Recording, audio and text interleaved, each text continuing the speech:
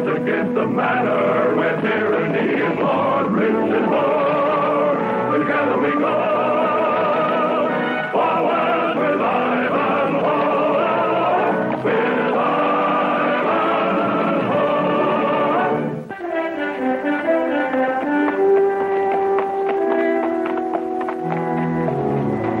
Now, they're halfway well, sir. Better water the horses.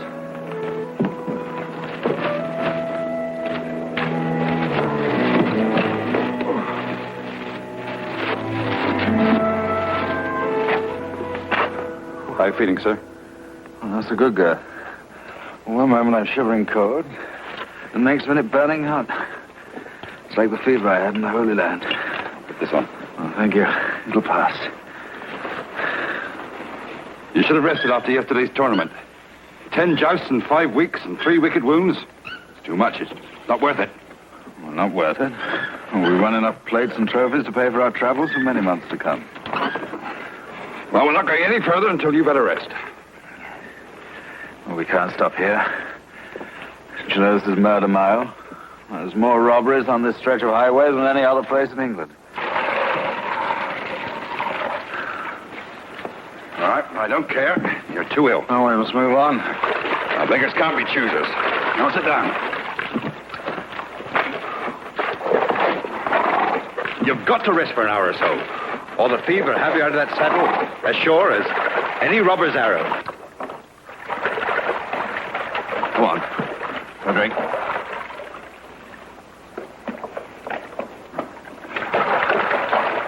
I don't want to hear any more talk out of it.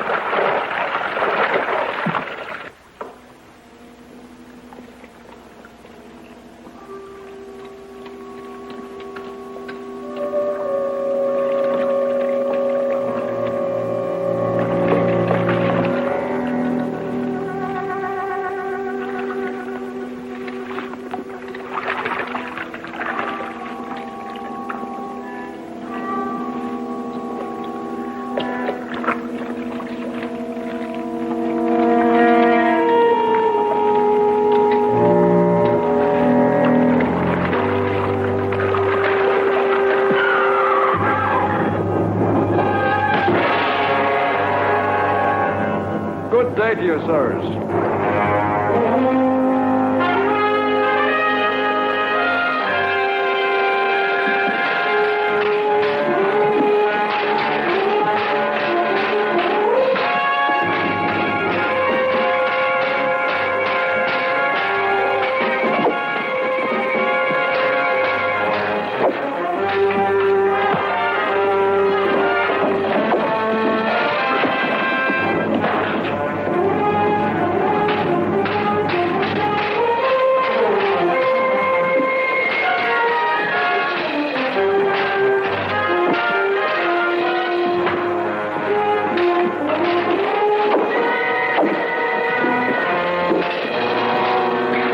I strongly advise you to sheathe your sword. And tell your companion there to do likewise. Those masks and cloaks. The magpies go. Most apt. Birds that steal. No, it's hopeless. You're in no fit state to fight. Good heads you have, and you'll keep them, perhaps. Now then, what have we inherited today, I wonder? So, a fighting man, eh? Why, a knight no less, judging by this fine armor and this crest. A champion, too, by the look of these trophies. Sir Ivanhoe won those in honorable combat. He's been injured. He's ill. Sir Ivanhoe. Well, well now. We're in exalted company, lads. The finest lance in England. And some of the finest gold and silver. You two, over here, help lighten this brute's load. Hurry, lads. Looks like there's going to be a fearsome storm. It's heavy but handsome baggage. Come on.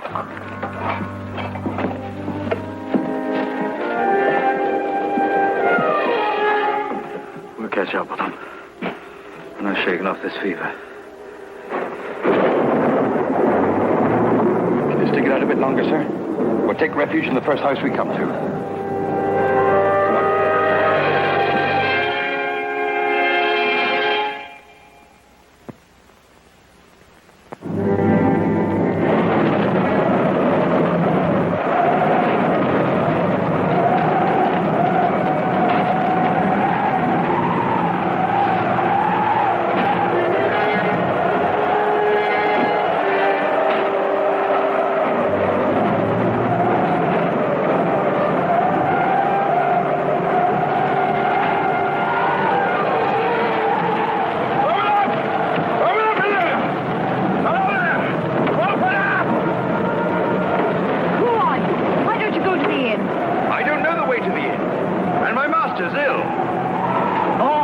You better come in.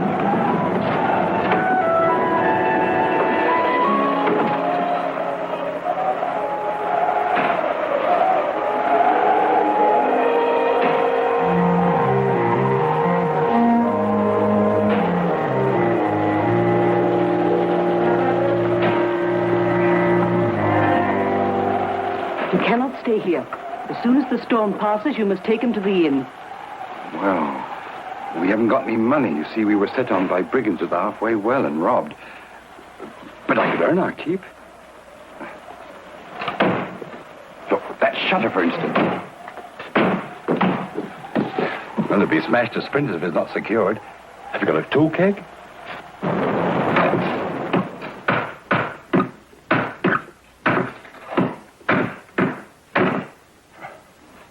There you are.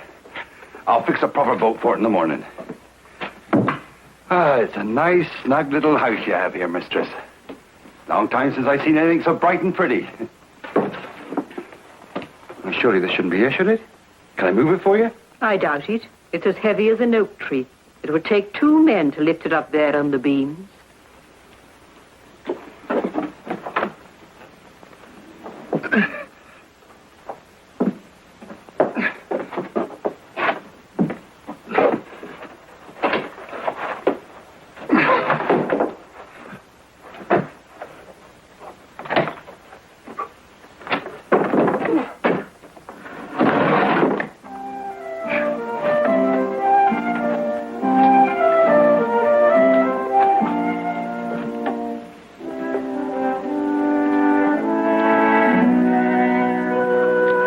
But they've all grown up and left me now. Though, of course, I go to visit them quite often, every second Tuesday. Well, I would never have thought that you were old enough to have a grown-up family. Indeed, I wouldn't. Come, sir, you've a flattering tongue. But you needn't think that I'll fear to grow plump, or that I fear to count my birthdays. Both bring a lot of comfort. Oh, let me help you with the dishes. You sit yourself down there by the fire. Those clothes of yours aren't properly dry. Oh, thank you.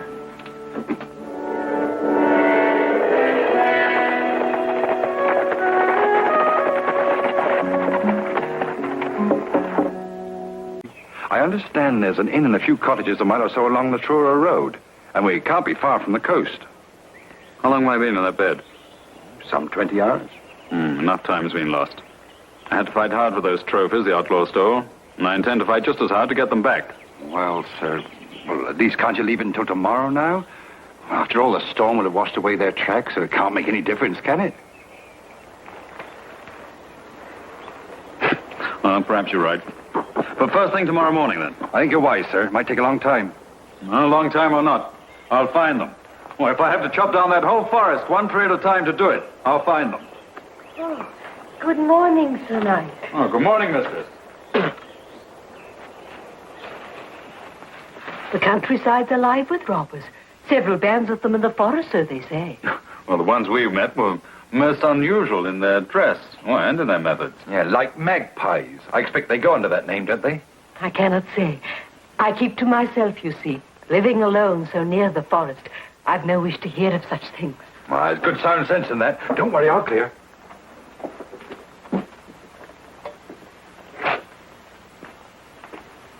You've some very fine things, mistress. In fact, you've a very handsome home. Thank you, Sir Knight. You are very kind. My husband brought many lovely things back from his voyages. He was a sea captain, you know. Oh. It's a treat to have a man about the house again, especially one so strong and willing. I'm enjoying myself. Indeed I am. Oh, you don't have visitors often, then? You are the first in over a year. Except for the one who came in the middle of the night. Though you could hardly call that a visit. He stopped on the doorstep and was gone in the space of a dozen breaths. Your pardon? In the middle of the night? Last night? Yes, some traveler inquiring his way, perhaps. You had the fever, my lord. No one called here last night, nor any other night for many's the month. Yes, possibly it was the fever. It does play weird tricks. Well, thank you once again for your kindness. Good night. An honor, Sir Knight. Oh, Garth, we're to be off early in the morning. We're going hunting magpies. Oh, all right, sir. Good night and sleep well. Good night.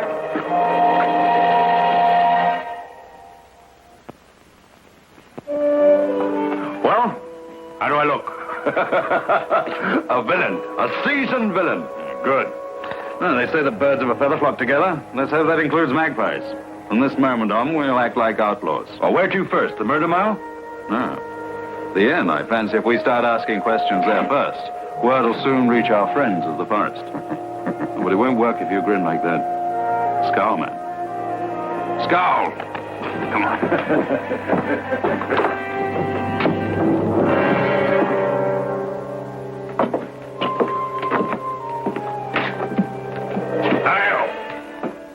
Bring us ale. Landlord, don't you come to greet a man when he rides into your courtyard. Better still, send this pert little wench here. Welcome, sirs. At your service.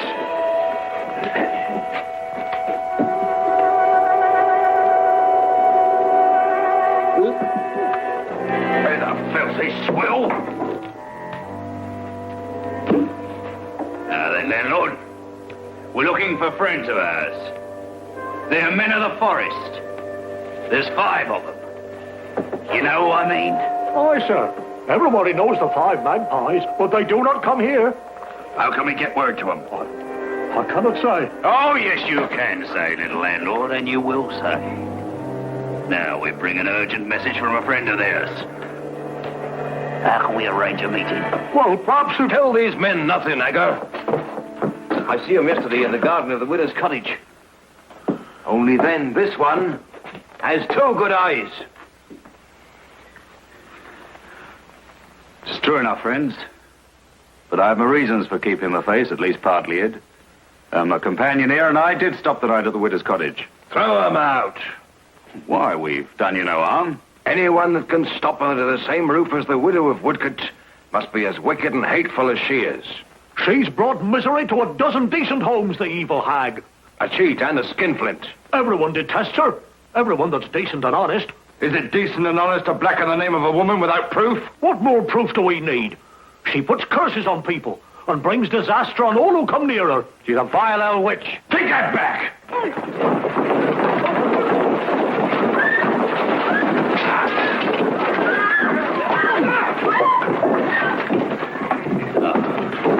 Answer my questions and your windpipe will remain intact. Which part of the forest do the magpies have their nest in? No one knows. I thought you said they were your friends. Well, we have met. Now, surely some of you people must have some notion who they are. Come now, they're not ghosts. No, but they appear and vanish just as strangely. This parish doesn't harbor or aid outlaws as many others do. Indeed, many of our people here have been robbed. Maynard there was badly beaten. The one who offered fight was slain. Oh, they're savage rogues, these magpies. Well, let's turn to the widow Marigold. Has she always been feared and disliked by her neighbors? Ever since her husband left her, and that was some 12 years ago. Left her, you say? Do you mean to say he's not dead? As like as not. Drowned at sea, they say. Yes, but I understand he was wealthy, a successful sea captain. Captain? Nay, Rosen was a common seaman and forever in debt. Oh, what of the children? Grown up and left her. Couldn't get away soon enough. The boys work an old mine at Blayton. What sort of mine? Tin. But all the seams in this area have been worked out many years ago. A bear living in it. Blayton. Where's that? Oh, down the coast, about 5 miles off. The other side of the forest. I'm obliged to you, my friend. Thank you. Hey?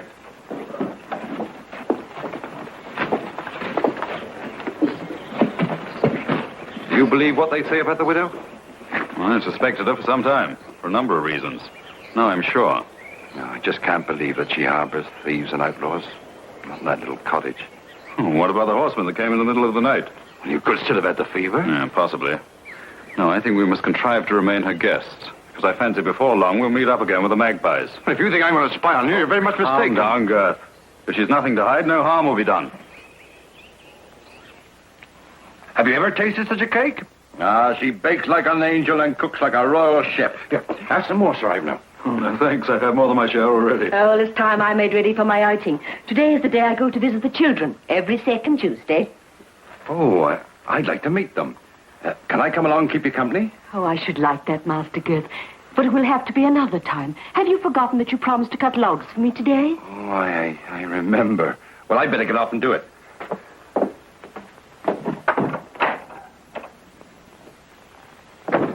My lord, I think I must take Master Girth from you. Very few people take anything from you, Sir Knight. But I can. You don't like it, do you? No, mistress. But you always take what you want, don't you? But have care. I may fight you for him. You see, I freed Girth from serfdom. I have no wish to see him enslaved again. This is one tourney you shall not win, Sir Champion. I have already taken Girth from you, and I intend to keep him. To the devil with you and your chivalry, your fine talk of freedom, justice, and King Richard. Do you think yourself St. George? Me? I fight for myself. I've had to this many a year to feed my children, to look after this place. I've learned that's the only way to succeed in this world. I take what I want. I let others look out for themselves.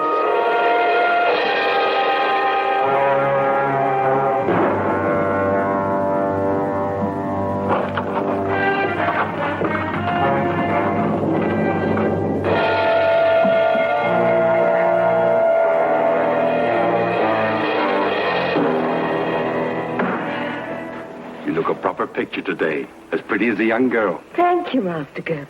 Now, you will cut plenty of logs, won't you? Aye, enough for 5 Yuletides. And then you can pluck the chicken for tomorrow's dinner and cut the holly hedge when you've finished, and the dyke if you can manage it. Don't worry. I'll see to everything.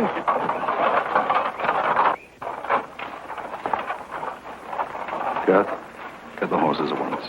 But my work. This ride may save you work. Years of it.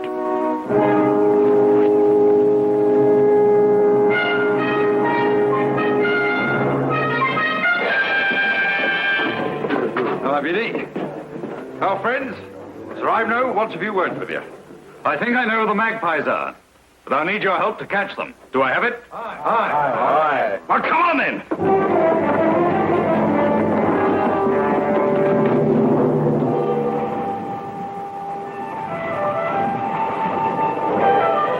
That's the hut where the brothers live. Now, the entrance to the mine is on the cliff face. There's a stairway cut in the rock leading down to it. Her own sons? Do you mean to say they're the outlaws that she aids? Aids? Probably more than that. Come on. We're going to have a look at the cave.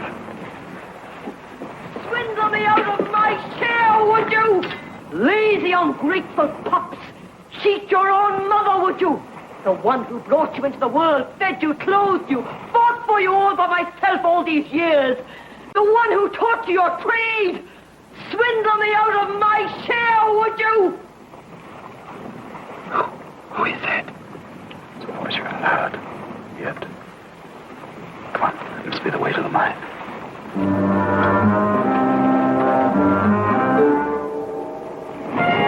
It's a long drop. You better keep a tight hold going down.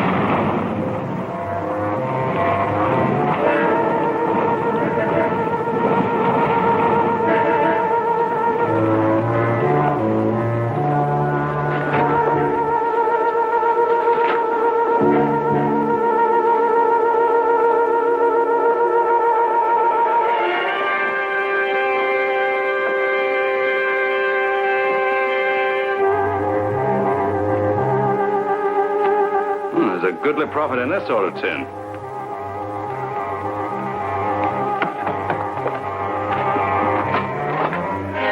Here's some of my plate. Tarnished by the salt air, but it's still intact.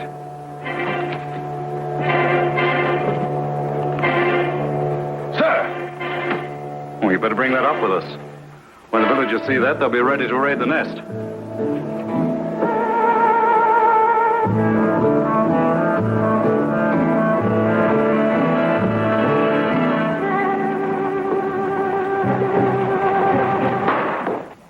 Come on out! You're surrounded. And tell your brother birds and that old hen, your mother, that Ivanhoe has come to cage you all.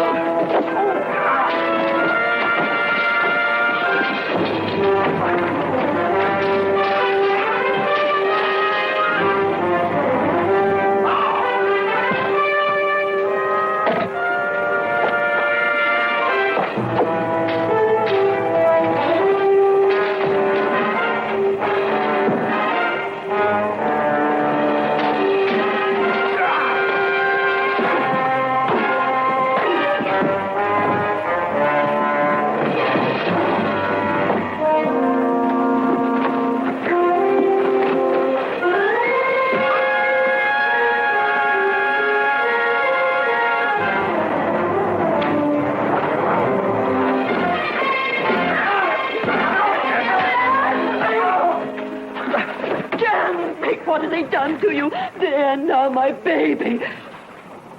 You ugly brute! You great shambling oaf! A curse on you! May your eyeballs grow hair and your liver rot till it smokes! Don't let her curses trouble you, Garth. She's no witch. Just a common outlaw. Oh, I'm not troubled. No curses she can bring on my head would be worse than being her husband. A household drudge and a father to a brood of thieving magpies.